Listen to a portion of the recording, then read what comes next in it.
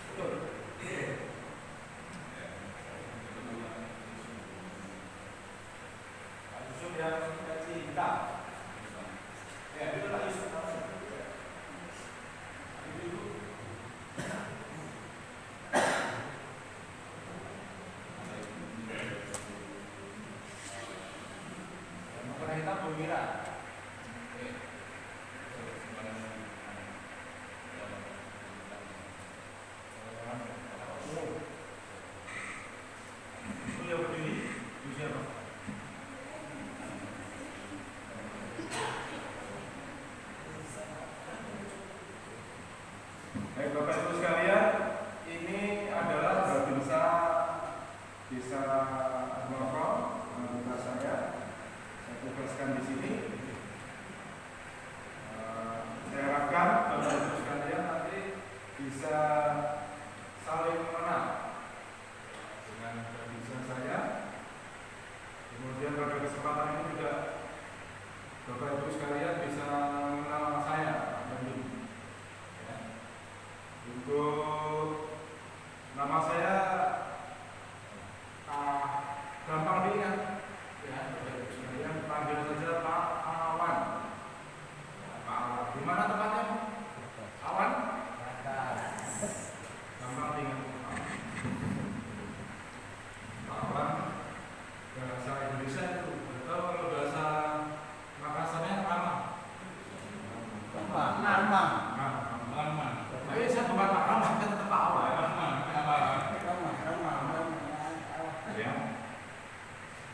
Saya sudah berkeluarga Bu, istri saya 3, anaknya.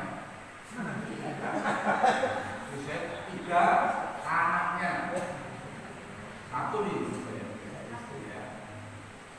Saya dari Jawa. Jadi tapi saya mohon maaf. Nanti selama saya berbicara di sini, saya menggunakan bahasa Indonesia. Ya, saya tidak menggunakan bahasa daerah. Bahasa Makassar saya sini belum boleh. Ya, jadi mohon dimaklumi. Tapi nanti Bapak Ibu tidak usah khawatir.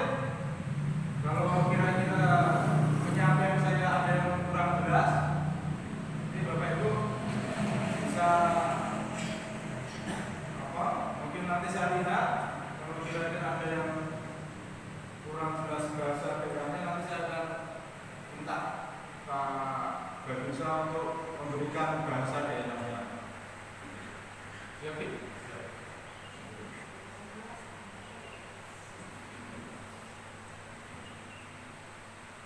Baik Bapak Ibu sekalian, alhamdulillah segala puji bagi Allah Subhanahu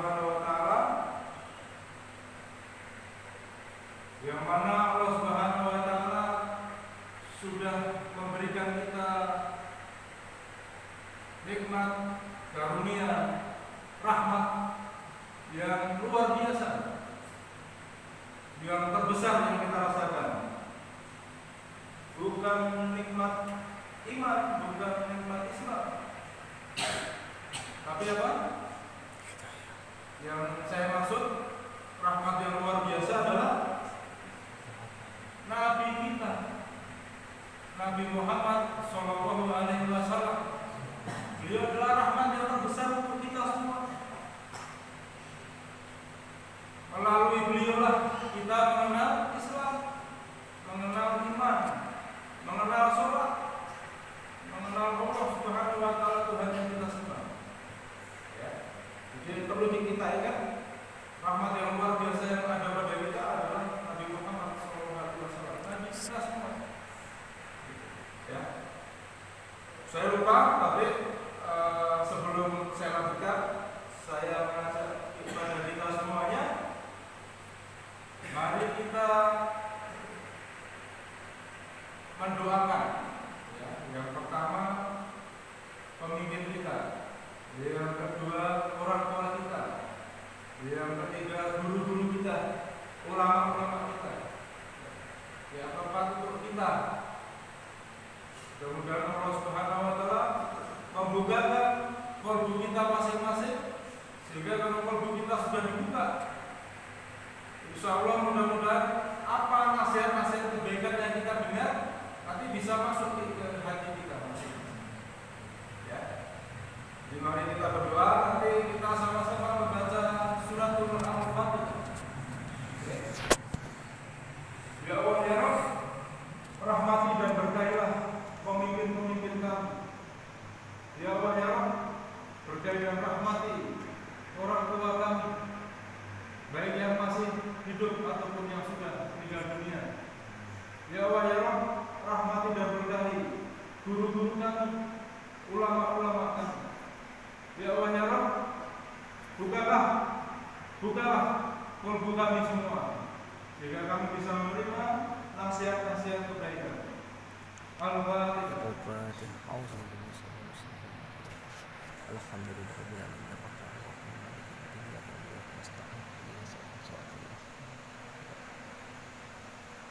Bapak Ibu sekalian, saya lanjutkan.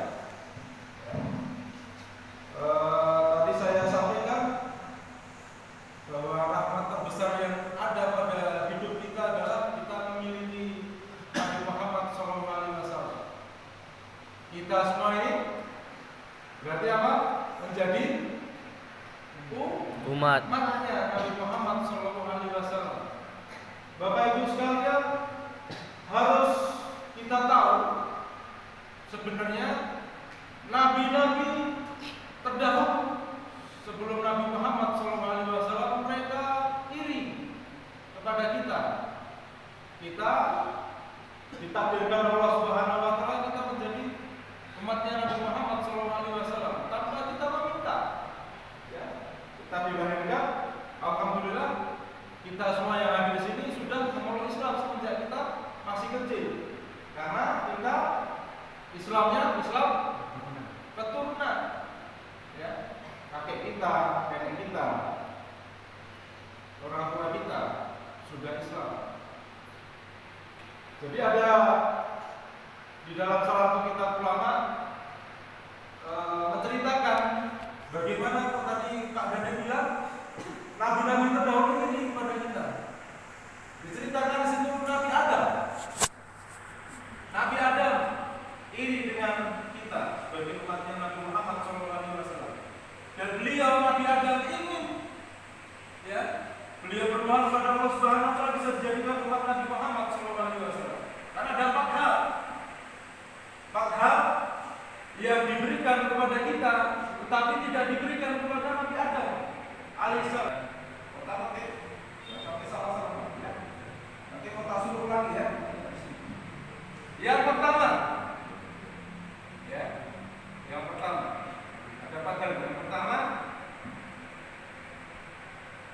Allah Subhanahu Wa Taala menerima tobatku hanya saat aku berada di kota Mekah. Ya, hanya pada saat aku berada di kota Mekah, di Mekah. Sedangkan umat Muhammad tobatnya diterima dimanapun dia meminta tobat. Ya, itu Bapak Ibu sekalian yang pertama. Perlu kita ketahui bahwa setelah Nabi Adam berbuat kesalahan, berbuat dosa satu, apa dosanya itu? Nabi Adam itu pada saat itu dosanya apa sehingga beliau dikeluarkan dari surga? Ya. Beliau melakukan dosa satu, melanggar perintah Allah untuk tidak makan buah kurma. Langsung dikeluarkan dari surga. Nabi Adam diturunkan di India, di kaki gunung Himalaya beliau diturunkan. Istrinya diturunkan di Jeddah. Ya, di Jeddah itu termasuk Arab Saudi. Kemudian iblis diturunkan di Basra. Kalau sekarang mungkin Irak negara. Dan beliau menjalani pertobatan selama kurang lebih 450 tahun. Beliau bertobat sepanjang perjalanan menuju ke Mekah.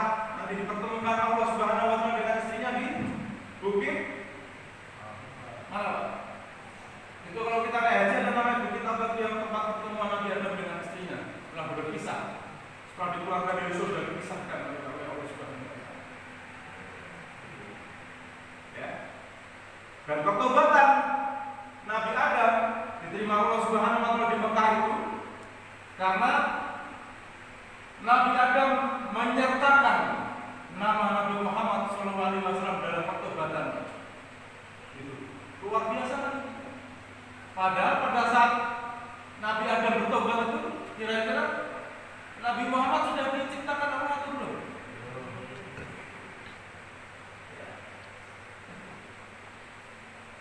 Ya Allah, dengan kemuliaan, dengan keagungan Muhammad, aku memohon bertobat kepadamu.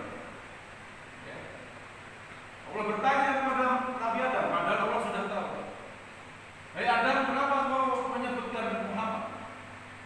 Ya Allah, saat aku kau ciptakan, aku melihat di ars ada nama yang bersanding di sampingmu, ada makhluk yang namanya bersanding di sebelah, ya. Di ars itu ada tulisan La ilaha illallah Muhammad Rasulullah. Itu Bapak Ibu sekalian. Disitulah Nabi akan mengetahui bahwa makhluk itu tidak mungkin kalau bukan makhluk yang mulia. Dan ternyata disampaikan oleh Allah itu adalah Nabi nanti, yang salah satu Nabi yang nanti akan menjadi salah satu keturunan. Jadi secara zahir Nabi Muhammad adalah keturunan Nabi Adam, tetapi secara ruh beliau adalah diciptakan pertama kali. Ya. Karena Allah Subhanahu wa taala menyatakan, ya, aku tidak akan ciptakan kamu Adam kalau tidak nama Muhammad. Ya. Sama Allah Subhanahu wa taala juga menyatakan, tidak menciptakan kaum Muhammad kecuali menjadi rahmat bagi alam, seluruh sekalian alam. Ya. Jadi ingat Ibu, yang pertama tadi saya sampaikan apa? Keutamaan umat Nabi Muhammad kita dibandingkan dengan Nabi Adam. Apa Nabi Adam menyampaikan? Tobatnya Nabi Adam hanya diterima saat berada di kota Mekah. Sedangkan kita tobatnya diterima di mana saja, asal kita mau bertobat kepada Allah Subhanahu wa taala. Itu yang pertama. Kemudian yang kedua, aku berbuat dosa satu kali, Allah Subhanahu wa taala menghukum, ya, memisahkan aku dengan istriku. Nabi Adam berbuat satu kali kesalahan, diberikan hukuman, dipisahkan dengan istrinya. Tadi saya sampaikan jawab, selama 450 tahun baru ketemu lagi. Pisahnya jauh, India sama Makkah jauh. Ya. Maka jalan kaki, pasti jalan kaki, karena belum ada motor. Ya. Jalan kaki Nabi Adam 450 tahun. Sedangkan umat Muhammad mau berkali-kali berbuat maksiat, berjuta-juta kali berbuat maksiat kepada Allah Subhanahu wa taala,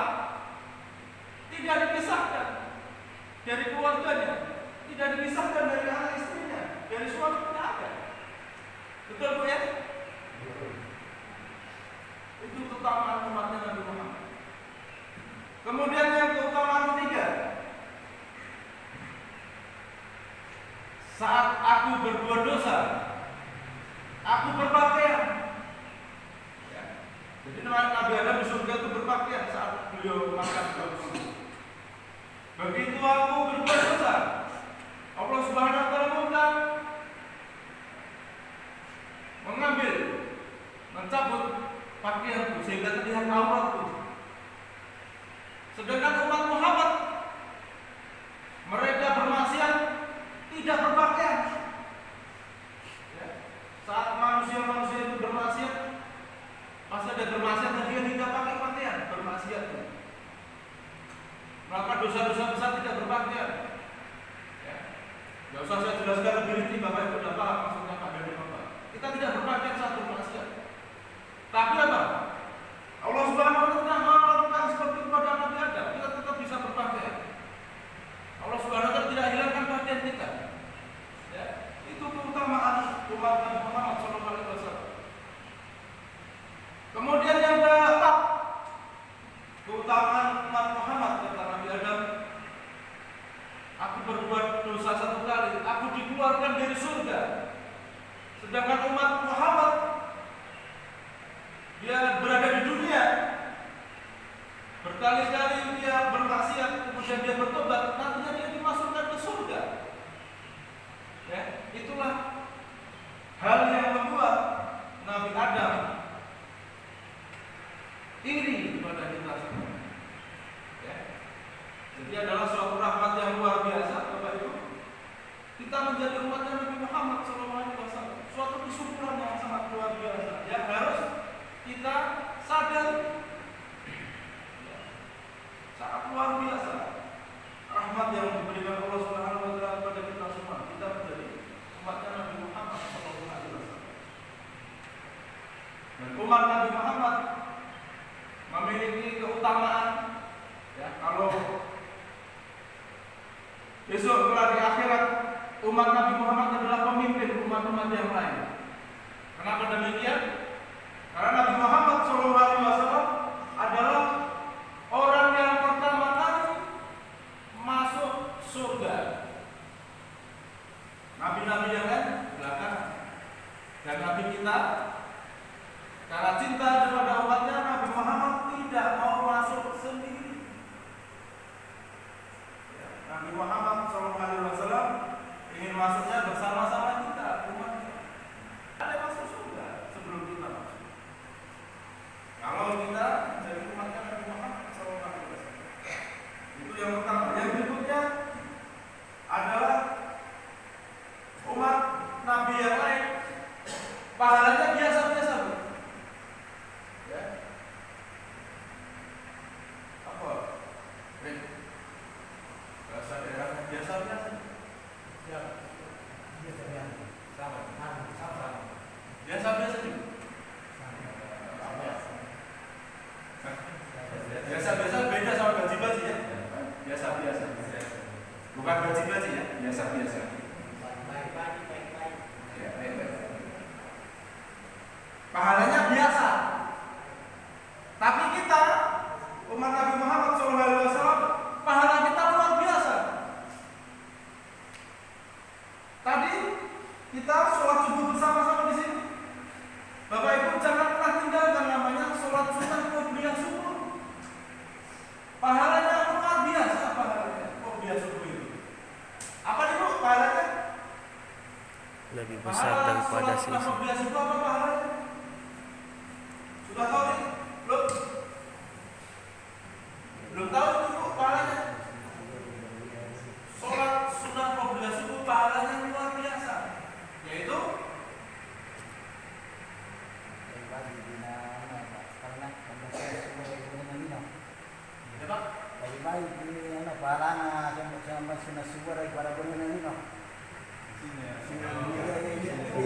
bahasa Indonesianya pahalanya lebih baik daripada dunia dan isinya.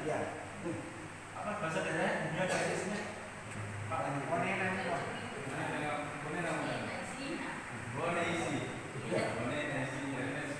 Dunia dan seisinya. Tafsir para ulama adalah semua kekayaan di dunia jadikan satu. Masih lebih bagus pahala yang kita dapatkan. Tidak ada apa-apanya. Pahala, kekayaan semua yang kaya-kaya di dunia jadikan satu. Tidak ada apa-apa. Apalagi ada kekayaan orang paling kaya dibantai. Tidak ada apa-apa. Kalau itu satu dunia dikumpulkan jadi satu masih bagus kita. Ya. Hanya saja pahala itu nanti kita dapatkan di akhirat. Jadi dibutuhkan keyakinan kita. Kita harus yakin dengan ya, itu baru satu. Ada lagi pasti ibu-ibu, bapak-bapak sudah sering mendengar pahala kita kalau kita bisa mendapatkan malam Lailatul Qadar. Sudah pernah dengar ya? Kita mendapat pahala ibadah selama 1000 bulan. Kita ibadah satu malam, tapi pahalanya 1000 bulan.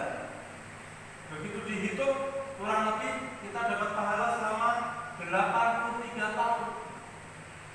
Ya, memang umat Nabi Muhammad SAW umurnya pendek-pendek, paling 60.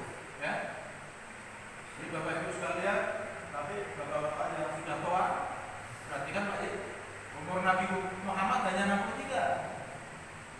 Kita berapa nih Pak? Umur kita? Bapak udah bonus nih, 76. Ya harus hati-hati. Umur umat Nabi Muhammad hanya sekitar kisaran 60 tahun. Kita kalah sama Nabi Adam tadi. Nabi Adam ribuan tahun umurnya, karena berpisah sama istrinya saja 450 tahun. Tapi kalau kita bisa dapatkan setiap tahun Ramadan, kita dapat Lailatul Qadar. Umur kita kalau 50, kalau 30 dikalikan 83, banyak juga. Itu baru. Ada juga pahala yang luar biasa. Kita laksanakan ibadah umrah, Bapak Ibu. Ibadah umrah itu begitu kita melaksanakan ibadah umrah, diampuni dosa kita. Ya, dosa kita lalu diampuni. Hanya dengan kita laksanakan ibadah umrah. Belum lagi kalau kita ibadah haji. Ya. Pahalanya tiada balasan haji yang mabrur kecuali surga. Jadi orang-orang yang berhaji mabrur, ya, berhaji kemudian bisa perilakunya baik, ya, pahalanya surga. Begitu Bapak Ibu sekalian. Ya, pahalanya luar biasa. Kemudian ada juga Allah Subhanahu wa taala memberikan kemudahan kepada kita. Saya tanya ke ibu-ibu, kalau Pak Dadi tanya, kalau yang sudah-sudah mau, kira-kira kalau ditawari haji sama umroh gratis mau? Mau atau ero? Ero lah.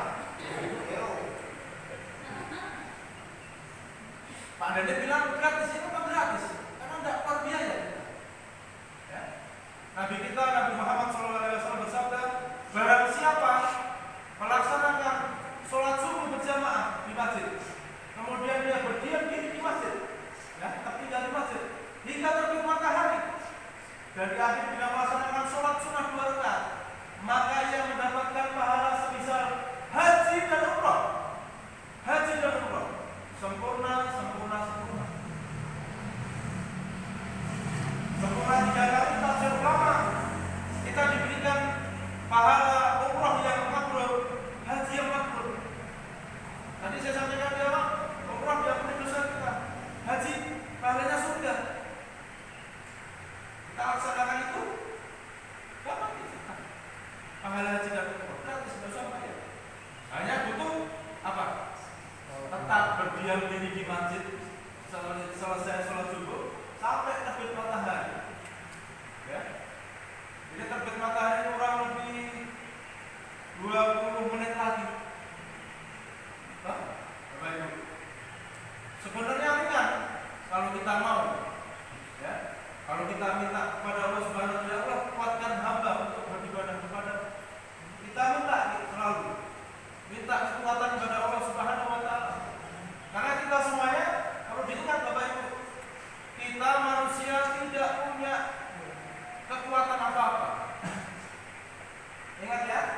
La haula wala quwata illa billahil aliyyil azim.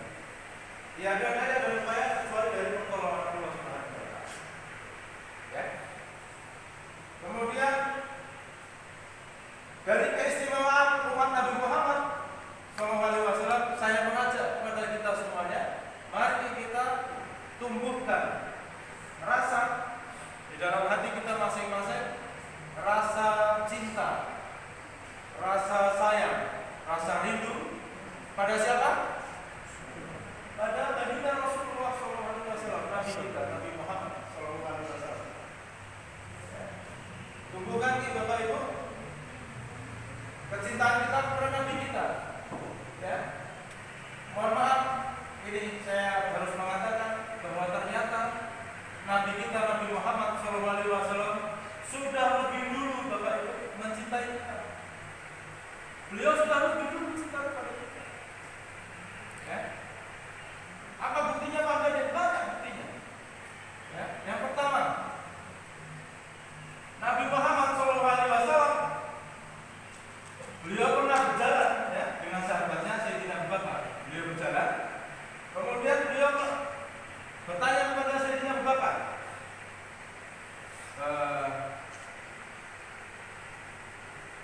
lihat di depan mereka, ya, ada ibu-ibu sedang menggendong anaknya, bayi.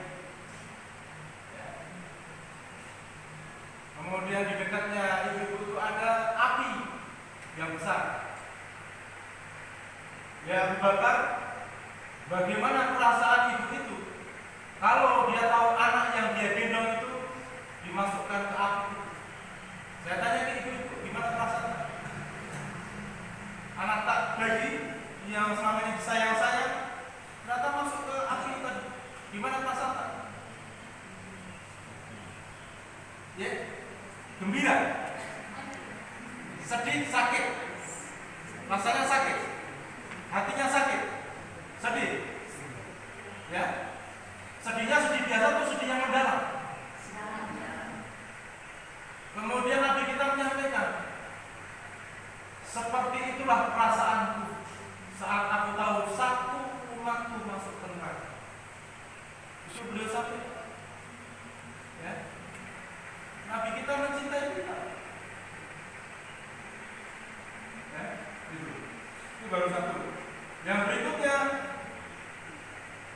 Nabi kita saat beliau sakaratul maut, ya, sakaratul maut, Bapak Ibu, kita semua nanti mengalami kullu nafsin dha'iqatul maut. Setiap yang bernyawa pasti akan merasakan mati. Ya, kita semua. Dan Nabi Muhammad SAW beda tuh, Pak, beda. Nabi kita itu beda. Ya. Allah Subhanahu wa taala memberikan perintah malaikat maut, malaikat apa namanya? Israel. Mencabut nyawa kekasihku Muhammad. Kamu tanya dulu. Ya, Muhammad, kamu tanya. Dia mau dicabut nyawanya sekarang atau nanti? Kalau dia belum mau dicabut nyawanya, jangan mau cabut. Mau cabut nyawanya kalau Muhammad sudah mau. Kalau Pak Imam gimana, Pak? Ditawari.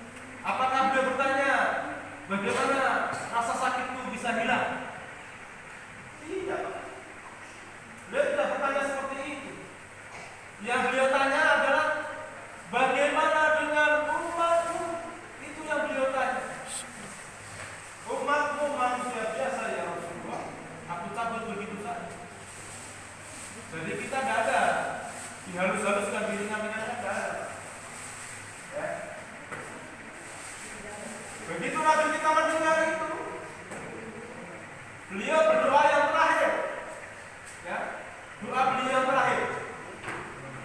Allahumma akhini ala ummati fi sakaratul maut. Ya. Ya Allah ya Rabb, ringankan dan mudahkan sakaratul maut umatku dan beratkan untukku. Ya Allah ya Rabb, timpakan semua rasa sakit sakaratul maut umatku kepadaku. Umatku tidak akan sanggup menanggungnya. Biar aku nabi mereka, aku pemimpin mereka, aku penanggung jawab mereka. Biar aku yang menanggung sakaratul maut umatku. Jangan kau timpakan rasa sakit sakaratul maut pada umatku. Itu doa terakhirnya beliau. Untuk siapa? Untuk kita. Kita beliau cintai. Umatnya beliau cintai. Saat sakaratul maut itu, putrinya Siti Fatimah menangis. Kemudian dibisiki oleh Nabi kita. Kemudian beliau tersenyum. Kenapa beliau tersenyum? Karena Nabi kita mengabarkan, wahai anakku Fatimah, putriku, nanti kamu adalah orang yang pertama menyusulku setelah meninggal dunia. Jadi yang pertama kali bisa berjumpa lagi dengan Nabi kita adalah putrinya Siti Fatimah. Karena beberapa bulan setelah Nabi Muhammad wafat, Siti Fatimah meninggal dunia. Dan sudah dikabarkan oleh ayahnya. Tapi kemudian Siti Fatimah tetap menangis karena ayahanda, ya Rasulullah, nanti kamu sudah bertemu dengan Allah, aku tidak bisa bertemu kamu lagi. Dan tidak bisa bertemu ayah lagi. Nabi kita menjawab, nanti kamu bisa jumpai aku saat di mana ya Rasulullah aku bisa menjumpaimu di surga akhirat. Jumpai aku di mizan, tempat penimbangan amal. Aku akan menolong umatku sehingga amal kebaikannya bisa lebih berat daripada amal maksiatnya, dosa maksiatnya. Bisa diberikan sama bagi Rasulullah dari situ. Di mana lagi ya Rasulullah aku bisa berjumpa denganmu? Nanti di jembatan Sirat kamu akan jumpai aku. Sedang apa kamu ya Rasulullah? Aku sudah menggandeng umatku menyeberang jembatan Sirat. Jembatan Sirat itu Bapak Ibu, lebarnya rambut dibagi 7, tipis, licin, dan pasti tergelincir kalau tanpa syafaat. Di mana lagi ya Rasulullah aku bisa berjumpa denganmu? Nanti di pintu surga. Aku gak mau masuk surga sebelum umatku semua masuk surga. Di mana lagi ya Rasulullah bisa berjumpa denganmu? Nanti di telaga Moksa. Sedang apa ya Rasulullah? Aku sudah memberi bimbang kepada saudara-saudara. Ya, Bapak Ibu sekalian, sangat luar biasa cinta Nabi kita kepada kita. Ya. Karena kita, ya, seberapa cinta kita kepada Nabi kita? Tanya ke hati masing-masing. Selama ini bagaimana cinta kita kepada Nabi kita? Ya. Kalau namanya cinta bagaimana, Bu? Ibu itu kan waktu masih muda, masih bujangan, masih lajang, masih belum punya suami, kan pernah mengalami namanya jatuh cinta. Ya. Apa yang kita rasakan kalau kita cinta? Sering ingat-ingat itu yang kita cinta itu enggak? Terbayang-bayang dulu. Tidak enak makan ya, tidak enak makan, tidak enak tidur ya. Aduh, makasihku ya. Ya seperti itu Bapak Ibu. Kalau kita mencintai, maka Pak Dadi mengajak kepada warga desa Melkom, mari kita bangkitkan, mari kita kuatkan rasa cinta kita kepada Nabi kita Nabi Muhammad SAW.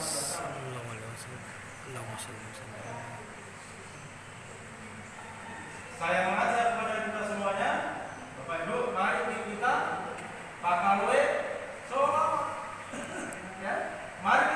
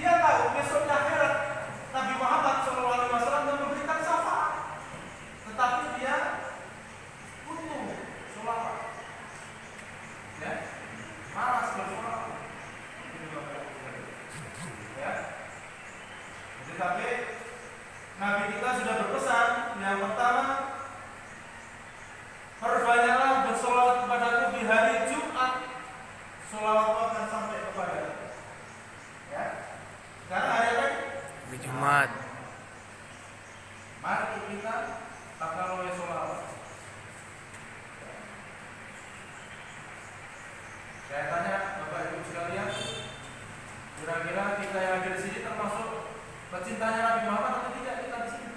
Cinta. Cinta. Ya adik-adik ini cinta tidak sama Nabi Muhammad. Cinta. Kita cinta sama Nabi Muhammad. Jadi Bapak Ibu sekalian ajarkan anak-anak kita dari kecil untuk menjadikan Nabi Muhammad idola. Kalau usah cari idola, kita belum punya idola. Ya. Kalau kita semua sudah menyatakan diri kita, saya pecinta Nabi Muhammad SAW, maka Pak Daniel mengajak, mari kita jadikan hari-hari kita hari-hari Jumat.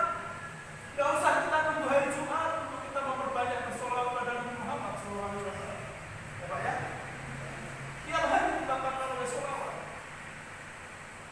Sambung konflik kita kepada Kristus. Bahagia nanti rasa kita. Ya, kalau kita sudah pakai oleh solawat dengan rasa cinta, kita akan ada rasa bahagia meskipun kita menangis, menahan rindu. Karena kita rindu bertemu dengan kekasih hati kita. Ya, tapi rindu bahagia. Ya. Itu pesan Nabi kita yang pertama. Ada pesan yang kedua, beliau. Dan pesan kedua ini adalah kunci keselamatan kita semua. Ini kunci keselamatan kita besok di akhirat. Nabi kita berpesan, besok di akhirat orang yang paling dekat denganku adalah orang yang paling banyak bersolawat kepadaku. Ya, Nabi Muhammad sudah berpesan kepada kita. Besok yang paling dekat dengan beliau di akhirat orang yang paling banyak bersolawat kepada beliau. Kira-kira Bapak Ibu, kalau besok kita di akhirat dimasukkan Allah Subhanahu wa Ta'ala sebagai orang-orang yang dekat dengan baginda Rasulullah, di mana di tempat kita? Bu, di mana tempat kita besok kalau kita dekat dengan baginda Rasul? Surga. Di mana? Di surga insyaAllah. Ya. Tidak mungkin kalau kita dekat dengan Nabi Muhammad SAW kita ada di neraka, tidak mungkin. Ya. Meskipun dosa kita banyak, kita tidak usah khawatir. Kita masih punya harapan lain. Syafaat Nabi Muhammad SAW. Kedekatan kita dengan Nabi Muhammad yang akan menyelamatkan kita. Namanya syafaat. Saya kasih contoh nih Pak, syafaat di dunia ya. Saya kasih gambaran syafaat di dunia. Ya apa? Contoh. Tadi Pak RT mana? Pak RT siapa? Pak RT ini. Ini Acu. Acu ini dia apa nih Bu namanya? Sahabat apa nih namanya? Sahabat, waduh udah lebih saudara ini. Sahabat sama Kapolres Bantaeng. Oh. Kemudian Pak RT ini naik motor lupa pakai helm dia. Jalan-jalan di kota dia. Dikiranya peci ini ada helm, ternyata peci lah. Rupiah ternyata. Lupa pakai helm. Ditangkap sama polisi lalu lintas. Mau ditahan itu, mau dipenjara. Tapi lewatlah Kapolres. RT saudara gue masuk ini. Masuk mobil. Masuk mobil Pak RT. Polisi lalu lintasnya berani. Pak, kamu saya tidak berani. Masuk nih Pak RT masuk mobil, diajak Kapolres ke Aroma Laut, maka ya. Seharusnya ditahan, masuk penjara, tapi karena diberikan syafaat Kapolres, malah masuk